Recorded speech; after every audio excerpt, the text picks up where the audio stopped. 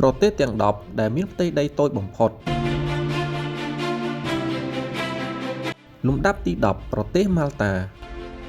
ប្រទេសម៉ាល់តាជាប្រទេសតូចមួយស្ថិតនៅទ្វីបអឺរ៉ុបដែលស្ថិតនៅក្នុងសមុទ្រមេឌីទែរ៉ាណេភាគខាងត្បូងនៃប្រទេសអ៊ីតាលីប្រទេសម៉ាល់តាមានផ្ទៃដីប្រហែល316គីឡូម៉ែត្រការ៉េមានប្រជាជនរស់នៅ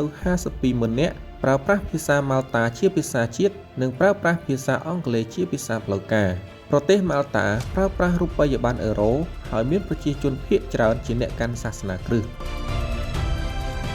លំដាប់ទី9ប្រទេសម៉ាល់ឌីវប្រទេសម៉ាល់ឌីវគឺជាកោះដ៏មានភាពល្បីល្បាញខ្លាំងជាកោះដ៏ស្រស់ស្អាតដែលស្ថិតនៅក្នុងមហាសមុទ្រឥណ្ឌាភាគខាងលិចនៃប្រទេសឥណ្ឌានិងស្រីលង្កាកោះនេះមានផ្ទៃដីប្រហែល298គីឡូម៉ែត្រការ៉េមានប្រជាជនរស់នៅប្រហែល52,000 នាក់ប្រើប្រាស់ភាសាឌីវេហ៊ីជាភាសាជាតិនិងភាសាអង់គ្លេសហើយប្រើប្រាស់រូបិយប័ណ្ណ Maldivian Rafiq ប្រជាជនកោះម៉ាល់ឌីវជាង 99% ជាអ្នកកាន់សាសនាមូស្លីមលំដាប់ទី8ប្រទេសសាំងគីតនិងនេវីស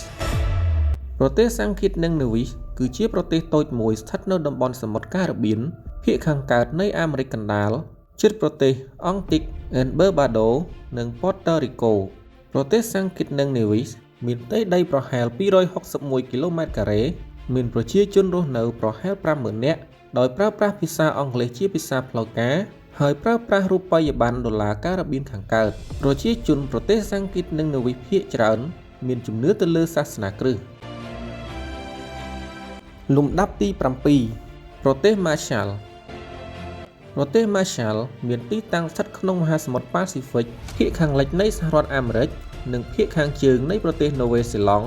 កោះនេះមានផ្ទៃដីប្រហែល181គីឡូម៉ែត្រការ៉េមានប្រជាជនរស់នៅប្រហែល60,000 នាក់ប្រជាជនកោះម៉ាស្សាល់ប្រើប្រាស់ពីរភាសា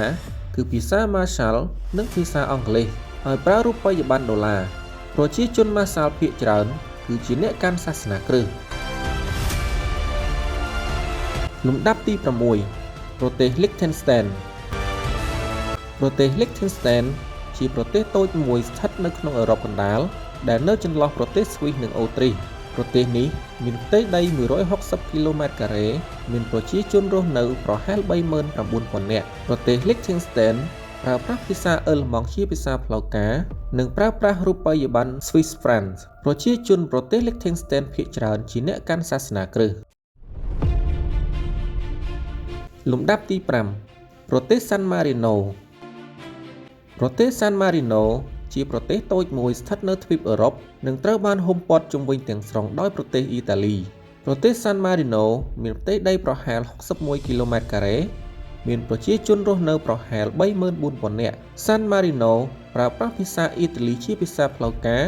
និងប្រើប្រាស់រូបិយប័ណ្ណអឺរ៉ូប្រជាជនប្រទេសសាន់ម៉ារីណូភាគច្រើនមានជំនឿទៅលើសាសនាគ្រិស្តលំដាប់ទី4ប្រទេសទូវ៉ាលូប្រទេសទូវ៉ាលូជាកោះតូចមួយស្ថិតនៅមហាសមុទ្រប៉ាស៊ីហ្វិកនៅចន្លោះប្រទេសអូស្ត្រាលីនិងកោះហាវ៉ៃរបស់សហរដ្ឋអាមេរិកប្រទេសទូវ៉ាលូមានផ្ទៃដីប្រហែល26គីឡូម៉ែត្រការ៉េមានប្រជាជនរស់នៅប្រហែល12,000 នាក់ហើយប្រើប្រាស់ភាសាទូវ៉ាលូជាភាសាជាតិនិងប្រើប្រាស់ភាសាអង់គ្លេសជាភាសាផ្លូវការប្រើប្រាស់នៅរូបិយប័ណ្ណទូវ៉ាលូនិងដុល្លារអូស្ត្រាលីលំដាប់ទី3ប្រទេសនូរូ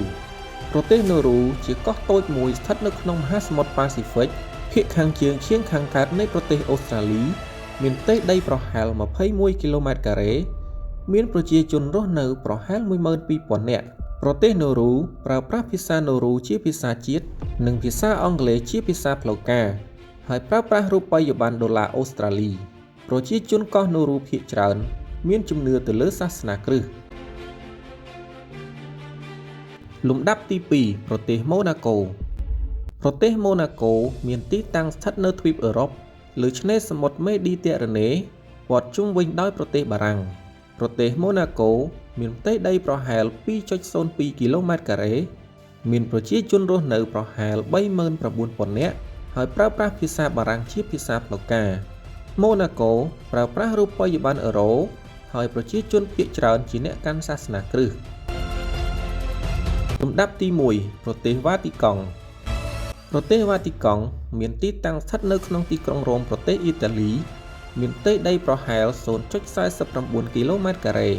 មានប្រជាជនរស់នៅប្រហែល 20,000 នាក់ហើយប្រជាជនភាគច្រើនជាអ្នកកាន់សាសនាគ្រិស្តប្រទេសវ៉ាទីកង់ប្រើប្រាស់រូបិយប័ណ្ណអឺរ៉ូនិងប្រើប្រាស់ភាសាអ៊ីតាលី